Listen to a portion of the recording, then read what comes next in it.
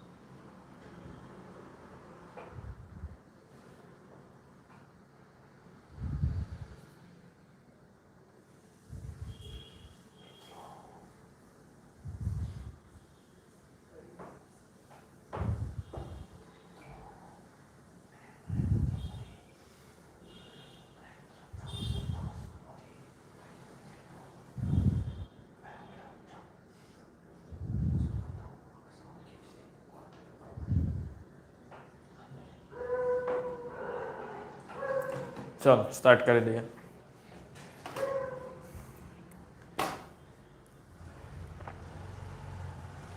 Start करिए ना.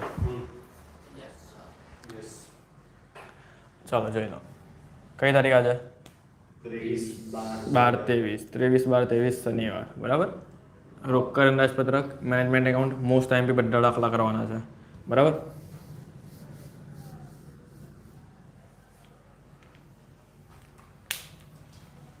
જો તમારી ચોપડીનો કેટલામો દાખલો છે? 11મો. ને આપણે જેટલા યુટ્યુબ પર હમણાં મૂકેલા જ ને એમાં 9મો દાખલો છે. બરાબર. એમ ચોપડીનો 11મો દાખલો. જો તમારે નીચેની આપેલી માહિતી પરથી યંગ ઇન્ડિયા લિમિટેડનું કેલેન્ડર વર્ષ 2012ના વર્ષનું ત્રિમાસિક રોકડ બજેટ તૈયાર કરવાનું. કેટલું? ત્રિમાસિક. હવે પહેલે છે ને સમજો ત્રિમાસિક કોને કહેવાય ખબર છે? જો ત્રિમાસિક એટલે શું? ત્રિમાસિક એટલે કેટલા મહિના કહે છે? 3 મહિના. કેટલા મહિના? 3 મહિના. ટોટલ વર્ષમાં કેટલા મહિના આવે? 12. તો અને ગાળો કેટલાનો કહે છે? 3 મહિનાનો ગાળો કહે છે. આનો મતલબ શું થાય ખબર? કે ટોટલ 4 ગાળા પડે. એક પ્રથમ ગાળો, એક બીજો, એક ત્રીજો અને એક ચોથો. ખબર પડી? આ માસમાં છે ને આ પ્રથમ ગાળામાં કેટલા મહિના આવે ખબર? 3 માસ આવે. જાન્યુઆરી, ફેબ્રુઆરી અને માર્ચ. આમાં પણ 3 આવે. કયા કયા? એપ્રિલ, મે અને જૂન. એવી રીતે આમાં કયા આવે? જુલાઈ, ઓગસ્ટ ને સપ્ટેમ્બર. આમાં કયા આવે? ઓક્ટોબર, નવેમ્બર ને ડિસેમ્બર. ખબર પડી ગઈ પહેલે? 3 મહિનાને આપણે 4 ભાગમાં ડિવાઈડ કરેલા છે. બરાબર છે. આ પ્રથમ, બીજો, ત્રીજો અને ચોથો. બરાબર છે. ત્રિમાસિક સમયગાળો આપેલો જો અહીંયા પ્રથમ, બીજો, ત્રીજો અને ચોથો. હવે હું તમને ખાલી કહું એટલું કહેજો મને. માની લો કે તમારા દાખલામાં કોઈ જાન્યુઆરીની વિગત આવી તો આપણે 4 માંથી કયા ગાળામાં લખાય? પ્રથમ. માની લો કે હવે તમારા દાખલામાં કોઈ એપ્રિલની વિગત આવી તો બીજા મહિનામાં લખાય. સમજ પડી? જે ગાળામાં જે મહિના આવતા હોય ને એ મહિનામાં લખી દેવાનું. માની લો કે જૂનની આવી તો હા ત્રીજો મહિનો. કારણ કે આમાં કયા આવે? એપ્રિલ, મે અને જૂન. એટલે આમાં જ આવે ને ત્રીજા મહિનામાં. સમજ પડી? માનો કે ડિસેમ્બરની કોઈ આવી તો આ ચોથા ગાળામાં લખવાની. ખબર પડી ગઈ? ચાલો. એટલે આ સમજ પડી ગઈ ને? ત્રિમાસિક સમયગાળો એટલે કોને કહેવાય? 3 મહિનાના 4 સ્લેબ પાડેલા. સમજ પડી? 3 મહિનાના. આઈડિયા આવી ગઈ? શું કરવાનું છે? ચાલો સૌથી પહેલા આપણે રોકડ અંદાજપત્ર બનાવી દઈએ. વર્ષ 2012નું રોકડ અંદાજપત્રક બનાવી દો. વર્ષ 2012નું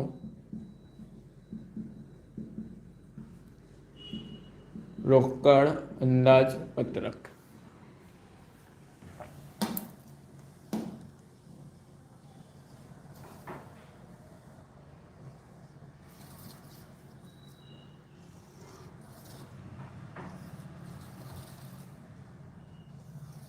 આમાં આપણે છે ને પેલા અલગ અલગ મહિના નથી બનાવવાના. આમાં તમને છે ને ત્રિમાસિક દાખલો છે. ખબર પડી?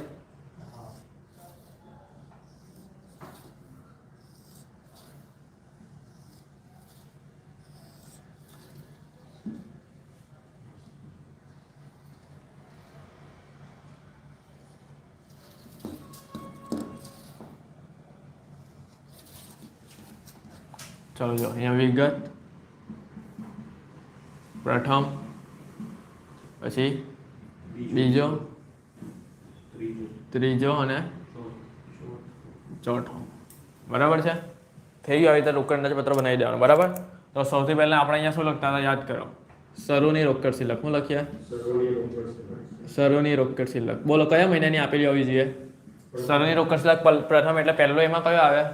જાન્યુઆરી. તો જાન્યુઆરી એટલે કે પ્રથમ માસનું કઈ આપેલું છે જોઈએ આપણે. તો જો અહીંયા કશે પ્રથમ માસનું જો આ રહ્યું, પ્રથમ ત્રિમાસિક સમયના ગાળે શરૂઆતની બાકી.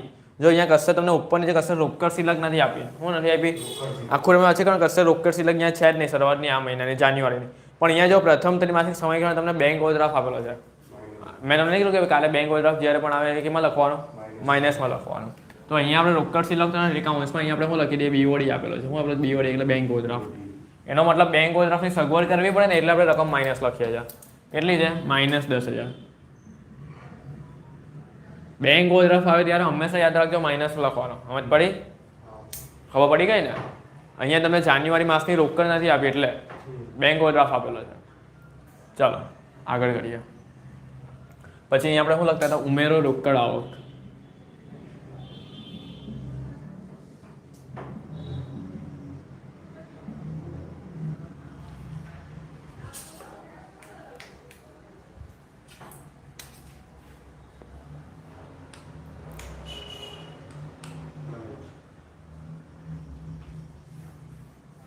ચાલો ઉમેરો રોકડ આવક.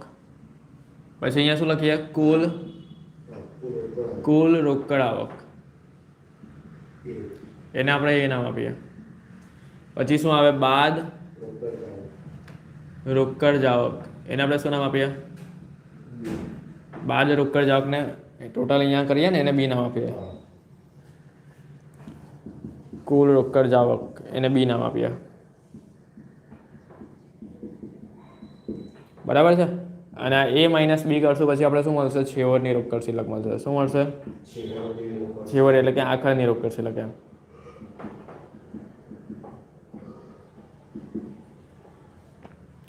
ચાલો જોઈએ હવે. આટલું થઈ ગયું. જો હવે છે ને શાંતિથી જોજો એકદમ. સૌથી પહેલા વેચાણમાં બે વેચાણ આપેલા છે. એક રોકડ વેચાણ આપેલું છે અને એક શું આપેલું છે? ઉધાર વેચાણ. તો મેં તમને કીધું કે રોકડ મહિનો જેવું રોકડ વેચાણ જેવું છે એવું જ લખી કાઢવાનું. ખબર ને? કે એ તો આપણે ખબર પહેલે બી કાઢે કે ભાઈ 100 વેચાણ હોય તો વેચાણના 20% કરે તો રોકડ વેચાણ આપણે ખબર પહેલા આપણે જોઈ લો કાલે દાખલો. એ તો આપણે જે તે મહિનામાં તો જે મહિનામાં પછી પેલા 80% કરેલા હતા, પછી આપણે ઉધાર વેચાણ મળેલું કાલના દાખલામાં. યાદ છે ને? એવી રીતે. તો ચાલો સૌથી પહેલા આપણે રોકડ વેચાણ એવું ને એવું જ બેઠું લખી કાઢીએ. તો અહીંયા લખો રોકડ વેચાણ. રોકડ વેચાણમાં કોઈ સમયગાળો નહીં આવે, તો જે મહિનામાં થયું હોય એ જ મહિનામાં લખી કાઢવાનું. તો પ્રથમ, બીજા, ત્રીજા, ચોથામાં આજ બેઠા લખી દો. 10,000, 12,000, 8,000 અને 15,000. ચલો અહીંયા લખી દો 10,000 પ્રથમના, બીજાના 12,000, ત્રીજાના 8,000 અને ચોથાના 15,000. ચાલો બીજું શું આપેલું છે? અહીંયા ઉધાર વેચાણ આપેલું છે ને. હવે તમે શું કરશો ખબર? કે ઉધાર વેચાણ બેઠું જ લખી દેશો. એવું નથી કરવાનું.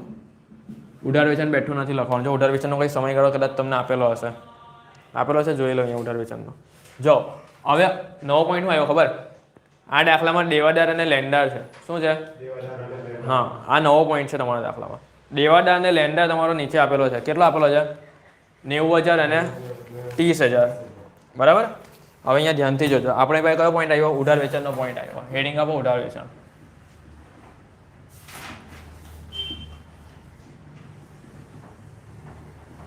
ઉધાર વેચાણ જોજો, ધ્યાનથી જોજો. હે ધ્યાનથી જો. આ બધા આ છે ને આ ત્રિમાસિક સમયગાળાના અંતે એટલે છે ને આ બધા જે મહિનો હશે ને, પ્રથમ, બીજો, ત્રીજો, એમાં જે છેલ્લો જે મહિનો હશે ને એ બધાની તમારી અંતની બાકી એટલે આખરની બાકી આપેલી. જો દેવાદારની 1,00,000, 1,00,000, 1,80,000 ને 1,00,000 છે ને, એવી જ રીતે લેન્ડરની તમને ત્રિમાસિક સમયગાળાના અંતની બાકી આપેલી છે 40,000, 40,000, 40,000, 30,000. બરાબર છે? અને અહીંયા છે ને ખાલી ફક્ત પ્રથમ ત્રિમાસિક સમયગાળાની શું આપેલી છે? શરૂઆતની બાકી. દેવાદારની કેટલી છે? 90,000 અને લેન્ડરની કેટલી છે? 30,000. બરાબર? તો આવું જ્યારે આપેલું ત્યારે તમારે શું કરવાનું? તો જો ધ્યાનથી ઉધાર વેચાણ તમારે શોધવાનું છે. તો સૌથી પહેલા આપણે પ્રથમ માટે કરીએ. કોના માટે?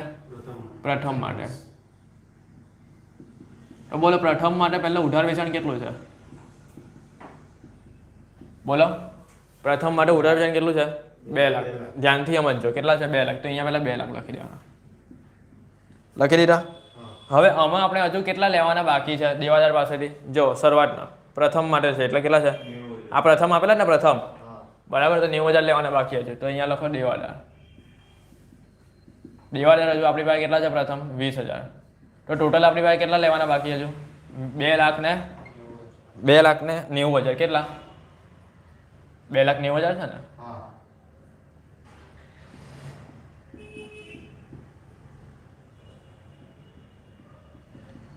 બરાબર છે. આ 2 લાખ કાઢી લીધા તો જો અહીંયાથી લીધા. 90,000 કાઢી લીધા તો જો આ રહ્યા પ્રથમ ત્રિમાસિક સમયના ગાળા શરૂઆતની બાકી થઈ ગયો. ટોટલ કેટલા રૂપિયા લેવાના બાકી? 2,90,000. ચાલો તો મને એમ કહો કે આખરના કેટલા આપેલા છે? કેટલા ચૂકવાઈ ગયા છે આખરમાં? એ કહો. આખરના દેવાદાર કેટલા ચૂકવાઈ ગયા છે પ્રથમના? 1 લાખ રૂપિયા. જો આ રહ્યા છે ને. ચલો અહીંયા લખો 1 લાખ માઇનસ અહીંયા લખવાના આખરના દેવાદાર. આખરના દેવાદાર શું થાય? માઇનસ થાય, યાદ રાખજો. ચલો હવે આપણી પાસે કેટલા રૂપિયા છે ઉધાર વેચાણના? 1,90,000. તો આ તમારું ઉધાર વેચાણ થયું. સમજ પડી? આપણે કયા માસ માટે કર્યું? પ્રથમ માટે. 1,90,000 મળી ગયા આપણે, બરાબર. ઉધાર વેચાણના ચૂકવા છે એટલે ઉધાર વેચાણ આપણે મળ્યા એમ ટૂંકમાં. તો ચલો આ 1,90,000 તમારે અહીંયા લખવાના. સમજ પડી? આવું છે. હવે આવું જ આપણે પાછું બીજા માટે કરવાનું. જો હવે અહીંયા ધ્યાન આપો પહેલાં. જો બીજા માટે જ્યારે તમે કરો પાછું એ જ ફોર્મેટ આવે. શું આવે પહેલાં? ઉધાર વેચાણ. બોલો બીજા માટેનું ઉધાર વેચાણ કેટલું છે પહેલાં? 1,75,000 છે ને? તો અહીંયા લખી દેવાનું 1,75,000 પહેલાં. 1,75,000. ચાલો આ 1,75,000 તો ઉધાર વેચાણ છે જ, પણ પહેલા કેટલા હતા આખરના દેવાદાર? 1 લાખ. તે આ મહિનાના શું થઈ? જો હવે આજે આપણે ગણતરી કરીને આ જાન્યુઆરીથી કેટલાની કરી હશે? માર્ચની કરી હશે ને? તો આ જે હશે એ કયા હશે? માર્ચના હશે ને, બરાબર. આખરના દેવાદાર એટલે પ્રથમના. આ પ્રથમના આખરદાર એટલે માર્ચના જ આખરના હશે ને, એમ બરાબર ને. આ જે કરશું એ ક્યાંથી કરશું આપણે? એપ્રિલથી. બોલો જૂન. તો આ જે માર્ચ છે એ આખરના દેવાદાર કહેવાય. તો એપ્રિલના કયા થઈ જાય? 1 લાખ આ શરૂના થઈ ગયા ને. તો આ જ 1 લાખ આપણે છે ને આની અંદર એડ કરી દેવાના. સમજ પડી? બરાબર. અહીંયા હું લખી દેવાનું એપ્રિલના કેટલા? 1 લાખ. ચલો હવે ટોટલ કેટલા થઈ ગયો? બોલો. સમજ પડી? આ શરૂના છે ને આ આખરના છે. આ કયા છે? શરૂના 1 લાખ મહિલા. હવે આ આખરના હતા ને માર્ચ મહિનાના, એ એપ્રિલના કયા થઈ ગયા? શરૂના થઈ ગયા. ટોટલ કેટલા થયા? 2,75,000. હવે પાછું આપણે આમાંથી શું માઇનસ કરવાનું? આખરના દેવાદાર. કયા માસના? બીજા માસના. બોલો કેટલા આપેલા છે? જો આ 1 લાખ છે ને. તો આ 1 લાખ આપણે અહીંયા લખી દેવાના. ચલો હવે કેટલા રૂપિયા છે? 1,75,000 વેચા ને. બોલો આ આપણે કયા માસના ઉધાર વેચાણ મળ્યા? એટલે આ જે 1,75,000 કયા માસના મળ્યા? આ બીજા માટેના મળ્યા. તો આ આપણે અહીંયા લખી દેવાના. સમજ પડી? બરાબર. હવે આ જે છે ને 1 લાખ એ પાછા આપણે ત્રીજામાં અહીંયા શરૂઆતમાં આવે. સમજ પડી? ત્રીજા માટેની ગણતરીમાં. ચલો ત્રીજા માટે કયા કયા આવે? જુલાઈથી સપ્ટેમ્બર આવે. ચલો તો સૌથી પહેલાં આપણા જે ઉધાર વેચાણ હતા ને એ પહેલાં લખી કાઢીએ. કેટલા આપણા ઉધાર વેચાણ છે અંદર રકમમાં? જો આ રહ્યા 1 લાખ છે. તો આ 1 લાખ પહેલાં આપણે અહીંયા લખી કાઢીએ. હવે પહેલાં જૂના કેટલા હતા? જૂન મહિનાના આ રહ્યા આખરના 1 લાખ. આ લેવાના આ કેટલા હતા? 1 લાખ. તે આ મહિનાના કેવા થઈ જાય? શરૂઆતના. તો અહીંયા વધતા લખી દઉં શરૂના દેવાદાર 1 લાખ.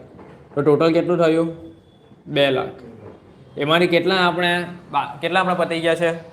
જો કયા જોવાના? ત્રીજા માટેના 80,000 આ રહ્યા, બરાબર. આખરના દેવાદાર શું થઈ જાય? માઇનસ થઈ જાય.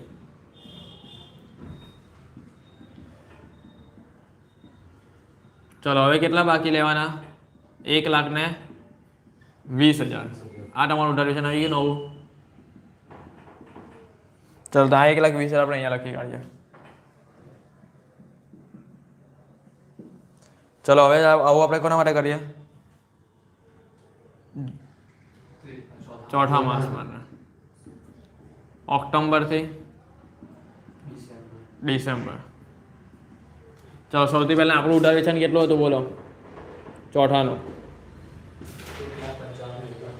1,95,000 હતું.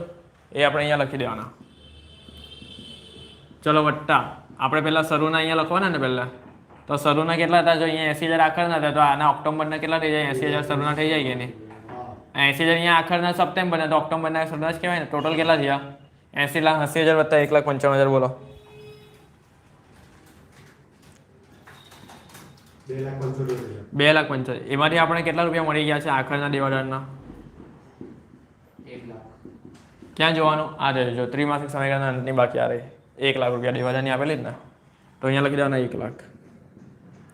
હવે 2,75,000માંથી 1 લાખ જેરો કેટલા રહી? 1,75,000 રહી.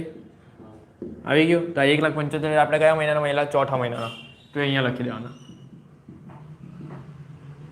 બોલો થઈ ગયો રોકડ વેચાણ અને ઉધાર વેચાણનો પોઈન્ટ? ખબર પડી? બરાબર છે. કઈ છે એની આના દેવાદાર અહીંયા એવી રીતે જ છે. શરૂના આખરના થઈ જાય, આખરના શરૂનું થઈ જાય, એ જ પોઈન્ટ છે. પટી ગયો દેવાદારનો પોઈન્ટ? ચલો હવે જોજો અહીંયા પાછું. હવે તમને શું કહે છે જોઈએ આગળ?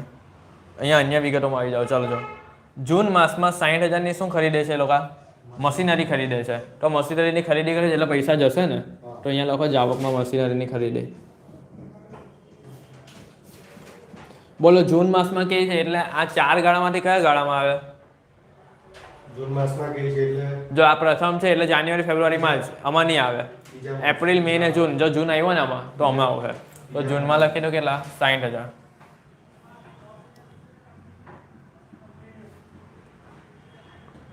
પટી ગયું? ચાલો પછી શું છે? જાન્યુઆરીમાં 15,000ના ડિવિડન્ડની શું કરે છે? ચૂકવણી કરે છે. એટલે પૈસા ગયા ને તો અહીંયા લખી દે ડિવિડન્ડની ચૂકવણી.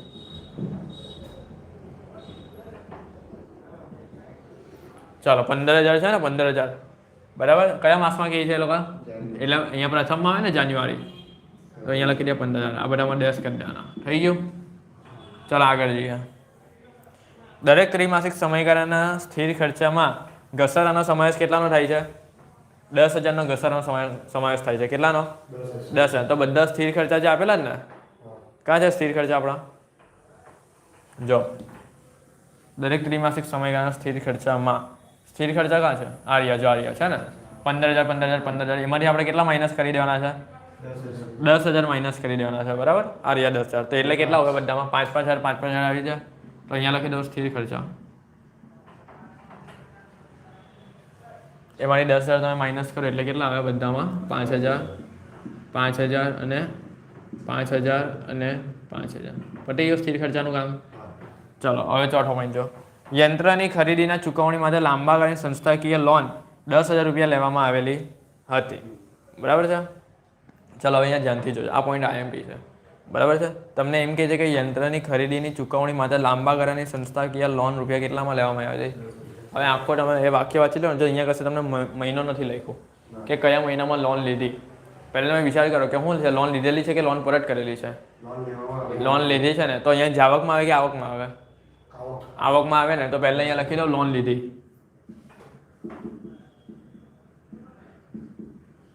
ચાલો હવે કેટલા રૂપિયાની લોન લીધેલી છે મને કહો? 10,000ની. શાના કારણથી લીધેલી છે? તો યંત્રની ખરીદીની ચૂકવણી માટે. હવે ફરી મહિનો નથી આપ્યો. લોન લીધી એટલે પૈસા આવ્યા. કેના માટે લીધી? યંત્રની ખરીદીની ચૂકવણી. એટલે જ્યારે યંત્રની ખરીદી કરે છે ત્યારે જ લોન લીધી હશે ને. તો જો યંત્રની ખરીદીને આપણે અહીંયા પોઈન્ટ આપેલો હતો. ક્યારે લીધેલી હતી યંત્રની ખરીદી? બીજામાં લીધેલી હતી. જો આ રહી જૂન માસમાં લીધેલી હતી. સમજ પડી? યંત્રની ખરીદીનો મહિનો છે ને એ જ લોનનો મહિનો થયો કે નહીં? સમજ પડી? તો જૂન માસમાં એટલે અહીંયા જ આ જ જૂન માસમાં એટલે બીજામાં જ આપણે કેટલા લખી દેવાના? બોલો આ 10,000 લખી દેવાના. બરાબર. તો ચાલો અહીંયા જ આપણે 10,000 લખી. આ લોન લીધી બીજામાં. સમજ પડી? કારણ કે યંત્રની ખરીદી જે મહિનામાં થયેલી હતી ને એ જ મહિનામાં લોન લીધેલી હશે ને. થઈ ગયો? ચલો એટલે આ પહેલો હોલો પતી ગયો આપણો. બીજો પતી ગયો. ત્રીજો પણ પતી ગયો. ચોથો પતી ગયો. ચલો પાંચમામાં કંઈ નથી. 4 પોઈન્ટ હતા. બરાબર. પતી ગયા આટલા. હવે આપણો જે પોઈન્ટ બાકી છે ને એ કયો બાકી છે ખબર? ખરીદીનો એક પોઈન્ટ બાકી છે. કયો પોઈન્ટ? કેમ ખરીદીનો? કઈ રીતે ખબર? કારણ કે જો માલ સામાન આપેલો છે ને અને આ પાછો વપરાયેલ માલ સામાન છે. વપરાયેલ માલ સામાનને ખબર આપણે પેલા સૂત્રો આવતા હતા વેચેલ માલની પડતર જેને આપણે કહીએ, વ્યવસ્થિત ખરીદી કહીએ ને સેમ 4માં કે 3માં આવતો હતો આર્થિક વૃદ્ધિ જથ્થાવાળો દાખલો. એ છે સેમ 3માં આવતો હતો. બરાબર. પેલું વપરાયેલ માલ સામાન બરાબર શરૂનો સ્ટોક વત્તા ખરીદીના ખર્ચા માઇનસ આખરનો સ્ટોક એ હતું ને. તો એનો અહીંયા તમને જવાબ આપેલો છે. સમજ પડી બધા? તો આપણે શું કરશું ખબર? એ સૂત્ર મૂકી દેશું ને એનાથી કંઈ નવું લાવશું એવી રીતે. ને એમાં આપણે શું ઉપયોગ કરશું? આ લેન્ડરનો ઉપયોગ કરશું, બરાબર. અને આ સ્ટોક એટલે કાચો માલ એટલે અહીંયા ખરીદી કહેવાય, એક જાતની. શું કહેવાય? ખરીદી કહેવાય, બરાબર. ચલો સ્ટાર્ટ કરીએ. હવેની ગણતરી મોસ્ટ ઇમ્પોર્ટન્ટ છે. આ ભૂસી કાઢો, હવે આ નથી કામ કંઈ. આટલું ખબર પડી જાય અહીંયા ઓરિજિનલનું? કંઈ પૂછવું છે આમાં?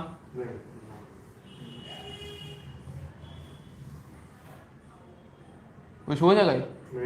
પૂછી લેજો, નહીં આવડતું. હા,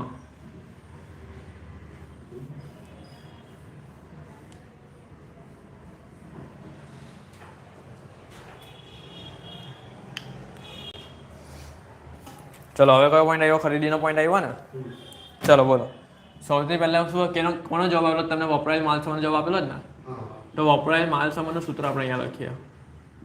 આ પણ એના જેવો જ પોઈન્ટ છે. આપણે ઉધાર વેચાણ કર્યું ને એના જેવો પોઈન્ટ છે. વપરાયેલ માલ સામાનનું સૂત્ર શું આવે? શરૂનો સ્ટોક પ્લસ ખરીદી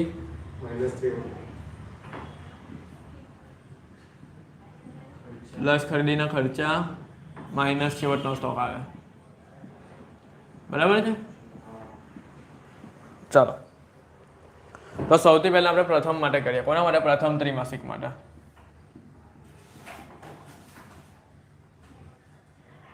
બોલો, પ્રથમ ત્રિમાસિક માટે વપરાયેલ માલ સામાન કેટલો આપેલો છે તમને? 15,000 આપેલો છે. આ 1,50,000 આપેલો છે. કેટલા આપેલો છે? તો એ આપણે આ સાઈડ લખી દેવાનું, કારણ કે એનો તો આપણે જવાબ આપેલો જ છે. ઇક્વલ ટુ શરૂઆતનો સ્ટોક આપેલો છે.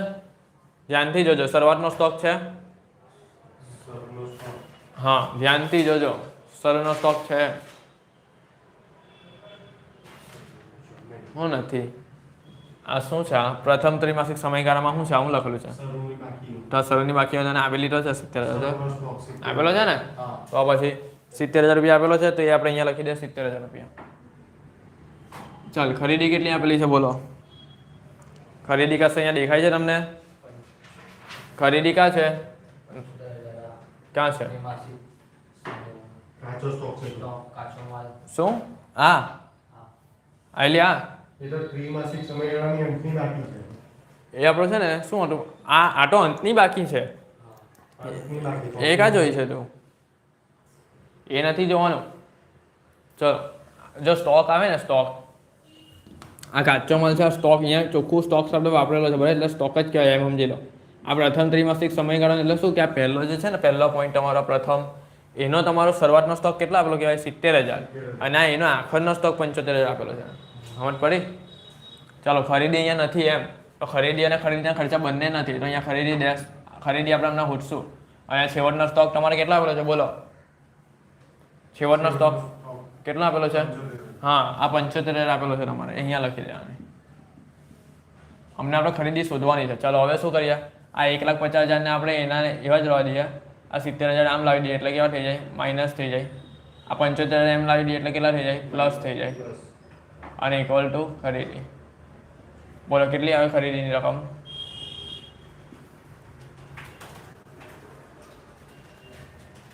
$1,55,000 આવશે. આ ખરીદવામાં આવી 1,55,000. બોલો, ખબર પડી પહેલા એટલા? ચાલો, હવે શું કહે છે એ જોજો. હવે લેન્ડર વાળું આપણે સમજવાનું. કોના વિશે? લેન્ડર. શરૂઆતના લેન્ડર કેટલા? જો દેવાદારનો પોઈન્ટ આવે ને એટલે એમ સમજવાનું કે ઉધાર વેચાણમાં કામ લાગે. ક્યાં કામ લાગે? હા, અને લેન્ડરનો પોઈન્ટ ક્યાં લાગે? ખરીદીમાં કામ લાગે, બરાબર? ચાલો, હવે લેન્ડર શરૂઆતના કેટલા પેલા છે? પ્રથમ માસના 30,000 અને આખરના કેટલા છે? 40,000, બરાબર? ખાસ ધ્યાન રાખજો.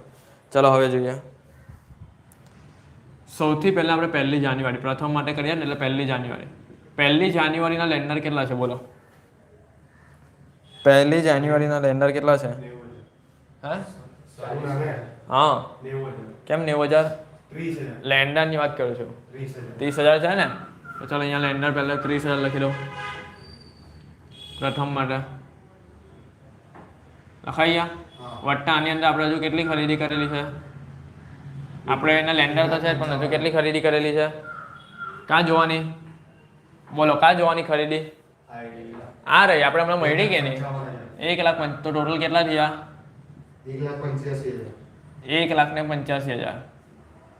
બરાબર છે? આટલો સમજ પડી? એમાંની માઇનસ આપણે પેલામાં દેવાદાર માઇનસ કરતા હતા આખરના, એવી રીતે આમાં શું કરવાનું? છેવટના લેન્ડર માઇનસ કરવાના. શું કરવાના? છેવટના લેન્ડર. બોલો, છેવટના લેન્ડર કેટલા છે?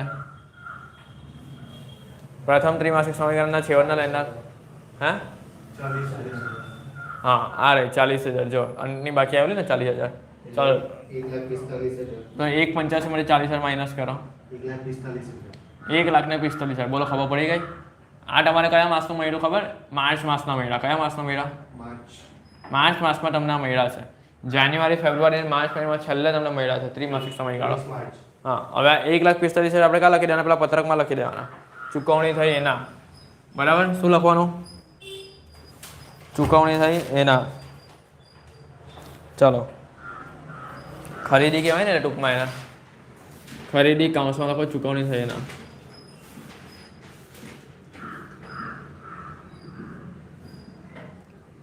$1,45,000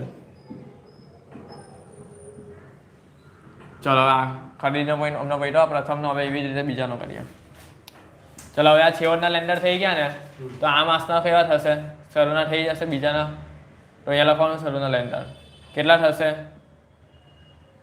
40,000 થશે કેટલા થશે 40,000 હા હવે આની અંદર શું વત્તા કરવાનું બોલો ખરીદી કરવાની ને અને જો આપણી પાસે બીજાની ખરીદી નથી ને ચાલો હવે બીજાની ખરીદી શોધી કરીએ છીએ અહીંયા વેચેલ માલની પડતરનું સૂત્ર મૂકીને વેચેલ માલની પડતર બરાબર શું આવે સૂત્ર વત્તા ખરીદી માઇનસ આખરનો સ્ટોક ખરીદીના ખર્ચા અહીંયા કોઈ નથી બોલો વપરાયેલ માલ પડતર કેટલી છે વપરાયેલ માલ સામાન 1,25,000 છે તો અહીંયા લખી દેવાના 1,25,000 હવે શરૂઆતનો સ્ટોક કેટલો છે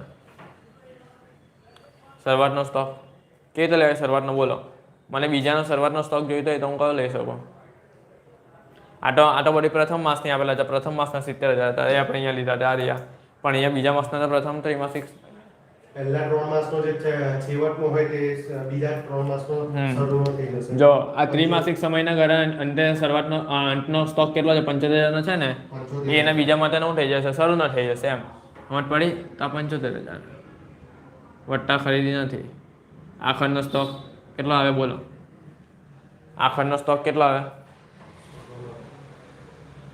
શું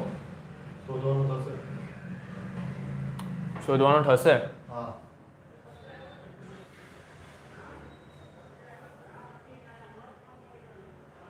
જો સાંભળો હું પાછું બતાવું છું આ સમજ પડી ગઈ પહેલા હા પડી ગઈ ને જો અહીંયા હું બીજા માસમાં સૌથી પહેલા હું આવે વેચેલ માલની પડતર આવે ને વેચેલ માલની પડતર એનું સૂત્ર શું આવે બોલો શરૂનો સ્ટોક વત્તા ખરીદી માઇનસ આખરનો સ્ટોક આવે કે નહીં વેચેલ માલની પડતર તમને કેટલી આપેલી છે બોલો 1,25,000 આપેલી છે ને એ અહીંયા લખી દેવાની લખાઈ ગઈ હવે શરૂના કયા લખવાના ખબર છે જેની પહેલાના આખરના હતા ને એ આમાં શરૂના થઈ જાય બોલો કેટલા 75,000 કે તો જોવાનું તો જો આ રહ્યા આ 75,000 છે ને તો અહીંયા કયા થઈ જાય શરૂના 75,000 થઈ જાય વટ્ટામાં લેવાની ખરીદી જો નહીં યાદ રહીને ખાલી એટલું યાદ રાખો કે આ જે છે ને એ પ્રથમના અંતના છે ને તો આવે છે ને એના પછીના શરૂના થઈ જશે આ 60,000 જે છે ને આના અંતના છે તો પછીના માસમાં શું થઈ જશે શરૂના આ 75,000 આના અંતના છે ને તો એના પછીના શું થઈ જશે શરૂના થઈ જશે સમજ પડે તો સર એ મળી જાય ને કે છેવટનો તો હા મળી જશે આમાં જ મળી જશે પણ સમજ પડી તમને અમે પાછું અહીંયા બતાવ્યું એમ ચાલો અમે આખરનો હવે કેટલો છે આ 60,000 છે સમજ પડી પણ આ 60,000 એના પછીના માટે શરૂના થઈ જશે પાછા એમ ચાલો 1,25,000 એવા ને એવા જ 75,000 આમ સાઈડ જશે તો માઇનસ ખરીદી તને રાજ રહે ને વત્તા 60,000 આ સાઈડ જાય તો બોલો ટોટલ ખરીદી હવે આની કેટલી થાય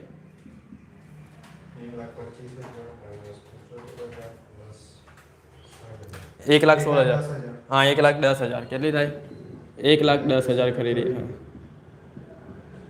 થઈ ગયું હવે અહીંયા પણ ખરીદી 1,55 મળેલી અહીંયા 1,10 મળી હવે આના પછી આ ગણતરી કરીને તો આના પછી પણ એ ગણતરી આપણી બાકી ને ચાલો હવે એ ગણતરી કરીએ જો આ છે ને પ્રથમ ત્રિમાસિક નીકળેલી હવે આ એના પછીના ત્રિમાસિક એટલે કયા આવે બીજા ત્રિમાસિક એટલે માર્ચ એપ્રિલ અને આ મે આ એ માટેની ગણતરી સમજ પડી ચાલો તો સૌથી પહેલાં તમારે અહીંયા શું લખવાનું લેન્ડર શું લખવાનું લેન્ડર કયા લેન્ડર માર્ચ માસના લખવાના હા શરૂઆતના લેન્ડર માર્ચ માસના કેટલા લખાય આના છેવટના લેન્ડર કેટલા છે 40,000 એ આના કેવા થઈ જાય શરૂ ન થઈ જાય એમ જ પડી લેન્ડર સરુના વત્તા શું કરવાની ખરીદી કેટલી કરવાની 1,10,000 એટલે ટોટલ કેટલા થાય 1,50,000 માઇનસ એમાંથી શું કરવાનું છેવટના કેટલા આપેલા છે ક્યાં જોવાના આ રહ્યા જો લેન્ડર આપેલા છે જો દરેક વર્ષના અંતની બાકી દરેક સમયગાળાના ત્રિમાસિકના આ રહ્યા 40,000 આપેલી છે ને એ અહીંયા લખી દેવાના માઇનસ કરી દેવાના તો બોલો કેટલા આવે 1,50,000 1,10,000 મળી ગયું તમારું ખરીદીની રકમ ચલો અહીંયા 1,10,000 અહીંયા લખી દો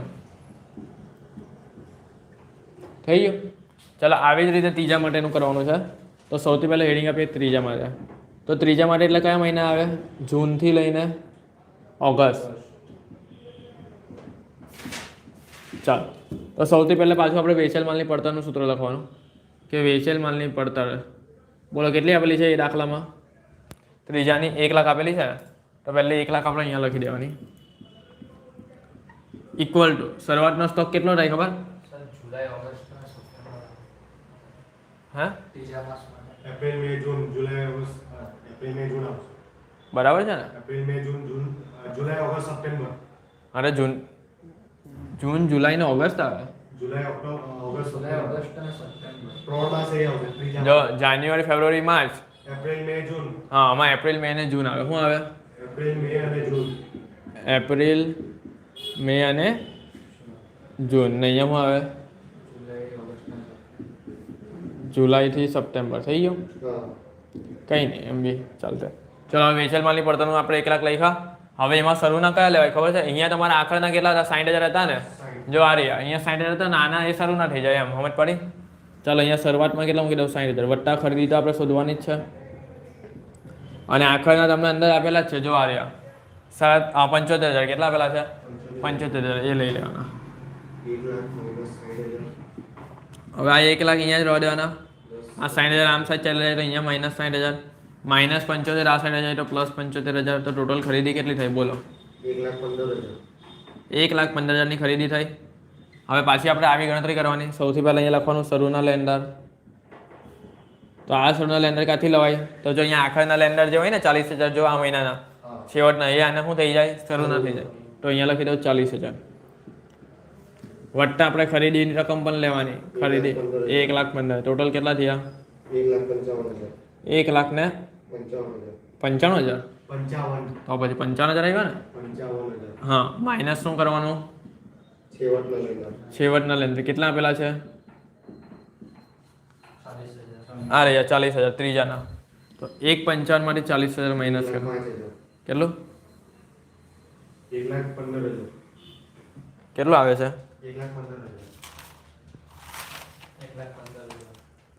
1,15,000 ચલો તો આપણે અહીંયા લખી દે આટલા ચૂકવ્યા પૈસા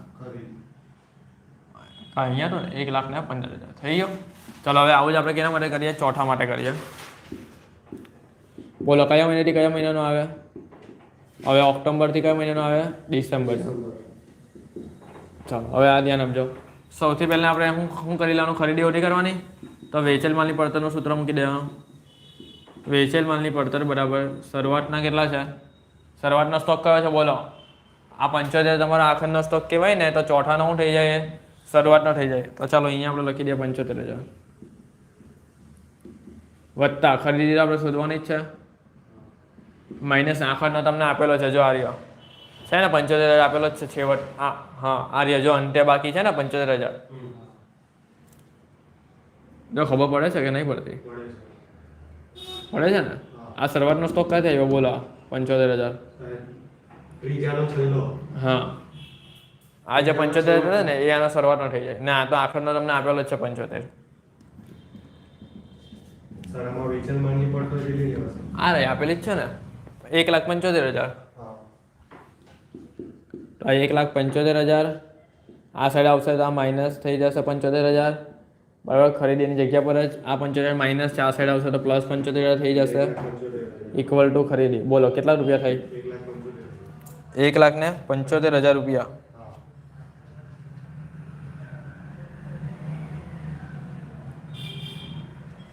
કેમ એટલા આવ્યા બરાબર છે ભાઈ ચેક કરી લેજો હા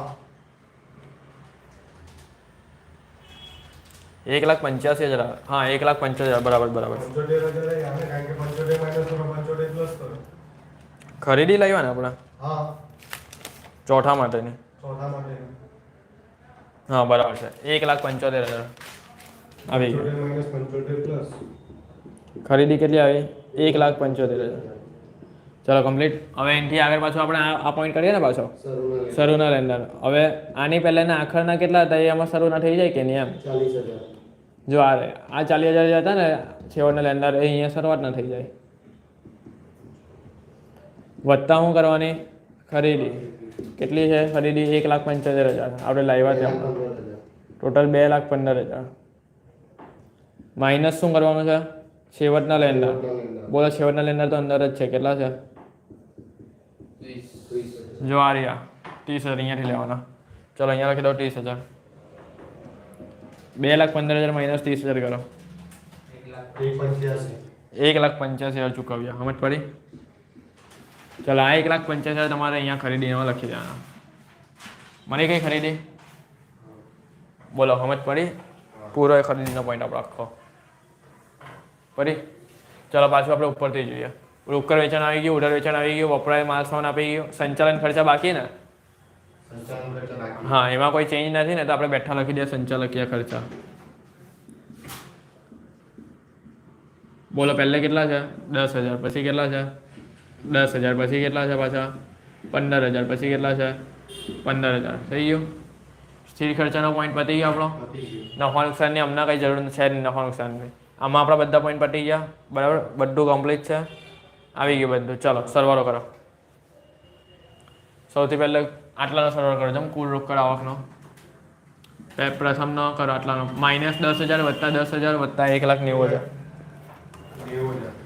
કેટલા આવે છે બરાબર છે 1,90,000. ચલો આટલાનો કરો 15,000 વત્તા 5,000 વત્તા 1,45,000 વત્તા 10,000 બોલો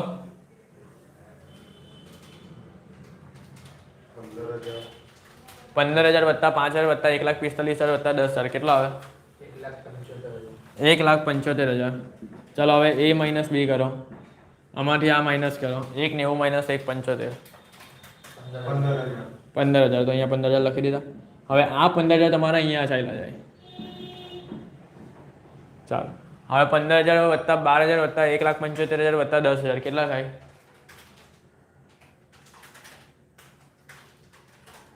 2,12,000 તો અહીંયા લખી દે 2,12,000. ચાલો હવે આ કરો 60,000 વત્તા 5,000 વત્તા 1,10,000 વત્તા 10,000 કેટલા થાય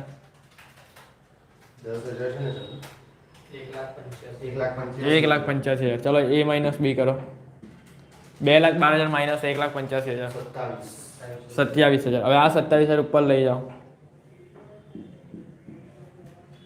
સરવાળો કરો 27,000 વત્તા 8,000 વત્તા 1,20,000 હા 1,55,000. ચલો હવે આ કરો 5,000 વત્તા 1,15,000 વત્તા 15,000 1,35,000. ચલો એ માઇનસ બી કરો 20,000. હવે 20,000 ઉપર લઈ જાઓ 20,000 વત્તા 15,000 વત્તા 1,75,000 2,10,000. ચલો આ કરો 5,000 વત્તા 1,85,000 વત્તા 15,000 2,05,000. અને એ માઇનસ બી કરો 5,000. 2,10,000 માઇનસ 2,05,000 કેટલા આવ્યા 5,000. બોલો પટી ગયો દાખલો ખબર પડી ગઈ કઈ સવાલ છે નથી ને